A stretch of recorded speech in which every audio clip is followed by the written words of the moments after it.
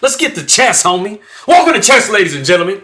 All right, man, you know what? I know at least one person that's gonna like this game because it has Bobby Fischer in it. So I went ahead and went back in the day to 1971, right before Bobby Fischer became the first U.S. Chess champion in history.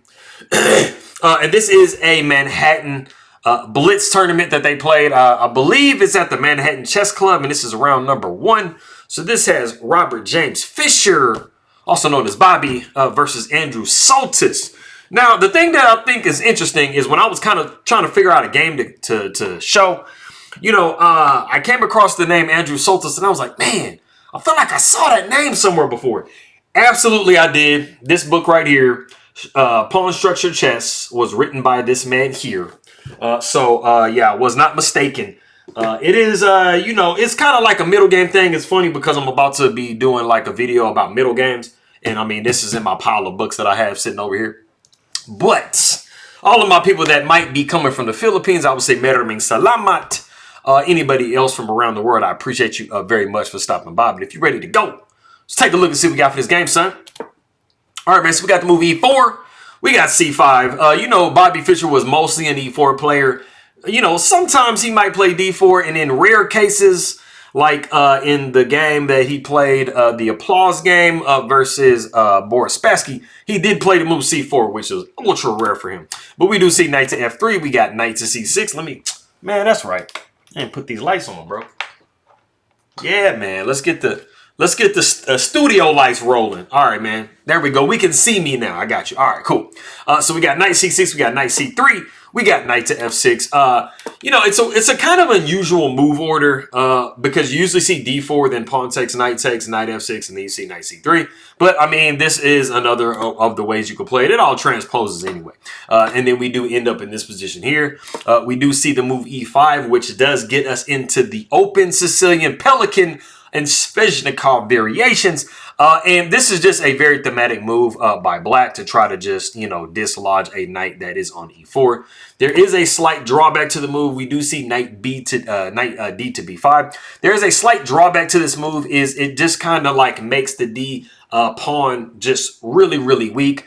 So usually a lot of care is taken over the next, like, you know, 8 to 10 moves just to make sure that you're not, you know, dropping a bad position. So in this position, like 99% of the time, you're going to see the move D6. And you're just basically making sure that, you know, you can't just plop a knight down in there. If you did not see D6, if you saw something else, which this wouldn't be good, but if you just said, hey, man, like, I don't like the knight right there, let me just kick it. In, you know, Sicilian fashion, you would see maybe A6. And then now you would see the problem with this D pawn being backward. Knight comes to D6 with check. And I mean, you can either move your king or give your bishop up. And then you would see this right here. You probably see like a queen D7 and like queen going back, you know, to D1 type situation.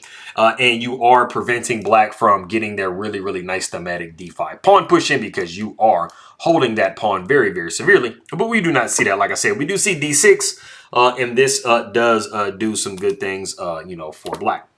We do see bishop going to G5. We got the move A6. We do see bishop taking F6 first, pawn taking F6.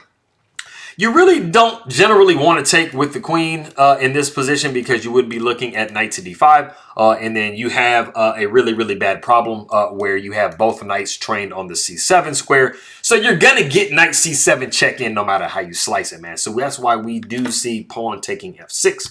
We got knight down to A3. We do see F5. If you're looking at this position here, if you are black, you basically have a double pawn situation and you have a backward pawn situation and you have this E4 pawn that's really kind of just holding everything up. So you really have to try to get yourself some space. You got to start getting rid of your weaknesses if you are black, man. So that is why we see the move F5, trying to at least get rid of the double pawn situation you have over here. And then maybe we can work on D6 a little bit later on. We do see bishop going to C4, and then we actually see bishop to G7, which is the novelty of the game as of the playing of this game in 1971. The computer, like, doesn't really like this move very much. It says, hey, man, there's better things that you could be doing. But what you kind of want to stay away from sometimes is playing the move B5. The thing about the move b5 is it is thematic for black generally, but you kind of have an issue with the knight being on c6. Now, the knight on c6 is very defendable. Like, it's not like you're just going to drop the piece if you play b5. I mean, you are getting some attack going and stuff like that. But you do want to be careful about making moves that undefend pieces. You know, just be careful with that. So if we did see b5 in this position here, wouldn't be the end of the world. You know, the thumbnail that I had, it shows queen to d5, which is a nice idea. It's not the absolute best. The computer definitely likes a better move. But I mean, it's just a clear threat. You're threatening the knight that's just become undefended. And you got queen to f7. Checkmate threatened.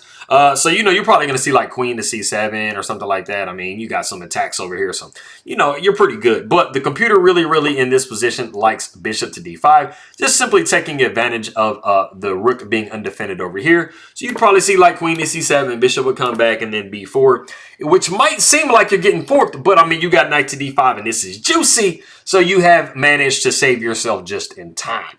But like I said, we did see bishop to g7. We got queen to h5. I'm talking about why not?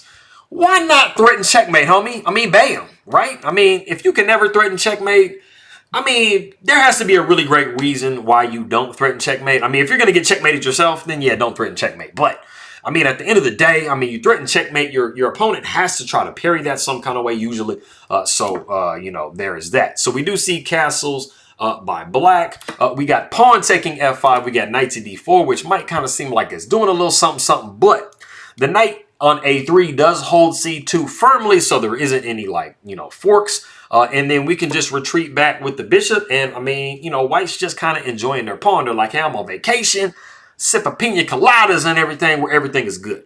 We do see the move f6, which I will be honest, man, as a human, f6 looks good because think about it. If you don't play f6, right, you're thinking, okay, I mean, white's going to play probably f6 themselves. You got the bishop opened up. I mean, don't you have some checkmate threats? So it kind of seems very human to say, hey, man, I'm going to go ahead and just try to make sure that I'm not having any bad stuff going on.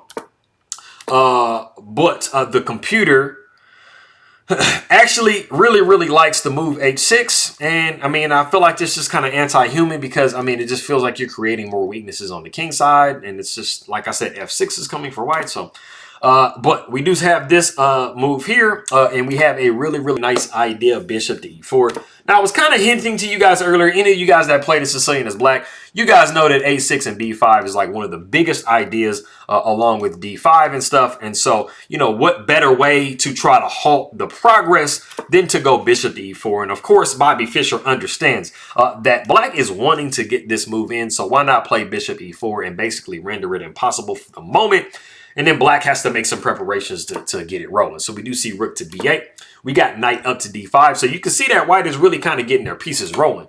We got queen to a5 check, which in all honesty really accomplishes nothing. I mean, you're going to block with c3, which is what we see in the game. And you're like, I mean, like, what are we doing? Like, I mean, the queen a5 is really not resting there very comfortably. So we actually do see the move rook to f7. And we have actually reached a point in the game. If you want to pause the video and try to guess and see what move white should absolutely 100% play here, go ahead and do so.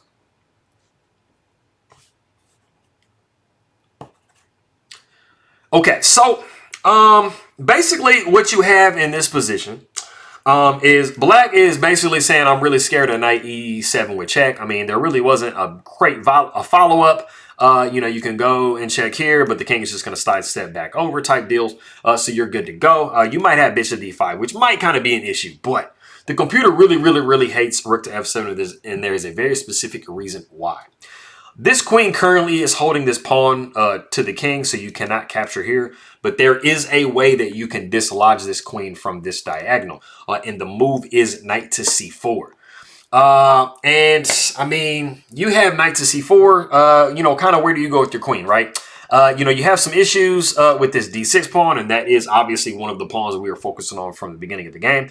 There is no way now to continue to, hold this diagonal. So the knight is going to come up hanging. But one of the best things that you can do is go queen to c5 and counterattack this knight and basically say, hey, man, if, you know, you get my knight, I'm going to get your knight. Everything is good. But we would be looking at knight c to b6. And you have taken care of that problem. And now you have an issue with your knight, which probably is going to get solved with knight to b5. But after a4, we got knight going back to c7, which might kind of seem like it's protecting. But we see the move b4. And and you really only have one move with your queen. And it's really not where you want to go. Queen to c6. Bro, are you seeing what I'm seeing? Are you seeing what I'm seeing? Checks galore. This is not great. Knight to e7 with check. The rook will be sliding over and taking. And then you got bishop taking c6. Bam! Like Emeril Lagasse used to say. I don't know if you guys ever watched the cooking show and he was like, bam! Let's kick it up a notch, right? Anyway, man, that's the 90s. I don't know how many of you guys are old enough for that. But anyway, we go back to rook to f7.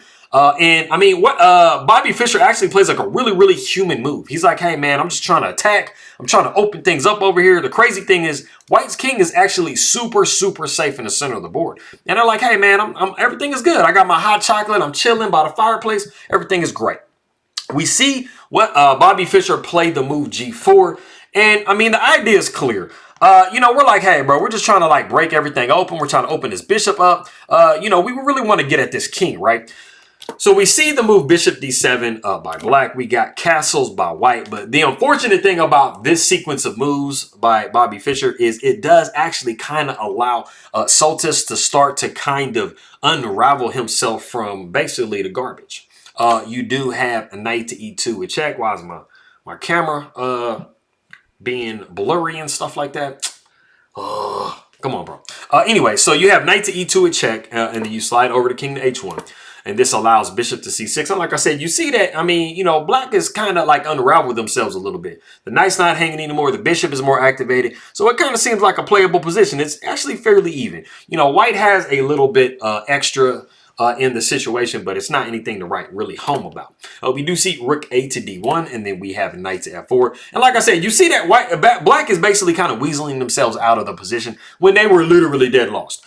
So we do see knight taking f4. We got bishop taking e4 with check, and then we do see the move f3. And I mean, you got plus 0.6 for white, so I mean, it's not like it's just completely winning. But we do see bishop to c6, and the computer really, really hates this move. The computer is like, bro, this is too passive.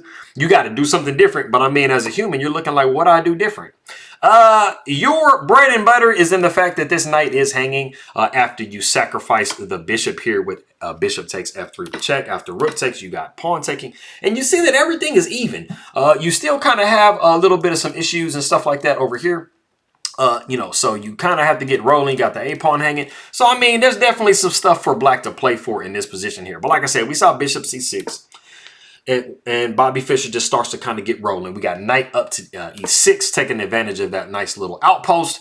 We do see the move d5. We got g5, pushing forward the plan that we had earlier. We do see bishop to e8, and then we do see the move g6.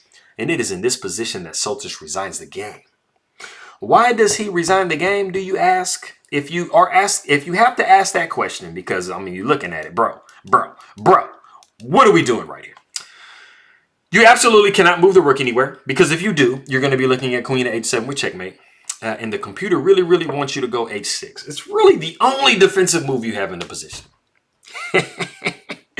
It's not great, man, because what is going to go on after you push h6? You got pawn takes f7 with check, and you are going to be down an entire piece.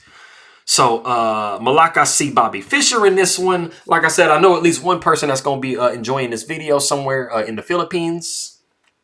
You know who you are. But I appreciate you guys very much for stopping by, and I'm going to catch you guys next time.